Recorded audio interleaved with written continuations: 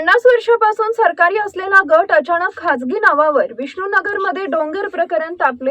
निफाड तालुक्यातील विष्णुनगर परिसरातील गट नंबर 106 संदर्भात मोठा वाद निर्माण झाला असून तब्बल 50 वर्षापासून सरकारी नोंदीत असलेली जमीन अचानक खासगी नावावर झाल्याचा गंभीर आरोप ग्रामस्थांनी केलाय।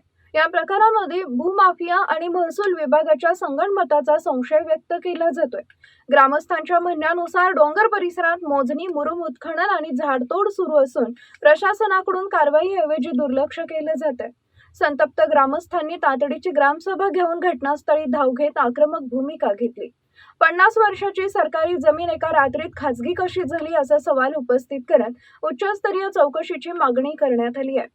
डोंगर बचाव समितीचे अध्यक्ष आनंद मवाळ यांनी प्रशासनाने तात्काळ काम बंद न केल्यास तीव्र आंदोलनाचा इशारा दिलाय। परिसरात तणावाचे वातावरण असून पोलीस प्रशासन परिस्थितीवर लक्ष ठेवून आहे। टाइम्स ऑफ महाराष्ट्रसाठी नाशिक जिल्हा प्रतिनिधी योगेश कर्डिले यांचा रिपोर्ट।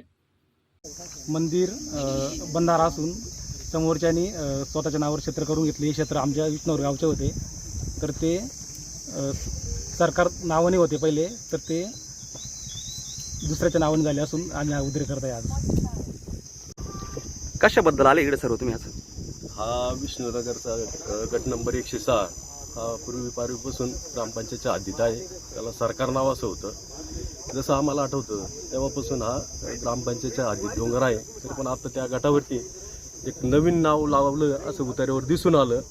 म्हणजे तिथं एक मशीन आलेलं आहे मुरुम उकरायला, ते बघण्यासाठी गावांनी सर्व ग्रामसभा घेतली आणि ते ग्रामसभा आटोपल्याच्यानंतर सर्वजण त्या मशीनकडे आम्ही बघायला आलो होतो। मग तुमच्या ग्रामसभेचं काय ठराव झाला आज? आता ग्रामसभेमध्ये तहसीलदारांना पत्र दिले, कलेक्टरला पत्र दिलं आम्ही, तर हा गावचाच गट असल्याने याच्यावरती ते नाव लागलं, ते कसं लागलं आणि का लागलं याची चौकशी करण्याचे ग्रामपंचायतीकडून त्यांना पत्र देण्यात आलं आहे। इथून आता इथं पुढे तुमचं खते मशीन आलेलं आहे, त्याला तुम्ही चालू करून देणार की नाही आता याच्यामध्ये जर त्यांनी दांडगाईने जर याचा प्रयत्न केला तर आम्ही तीव्र आंदोलन छेडल्याशिवाय राहणार नाही।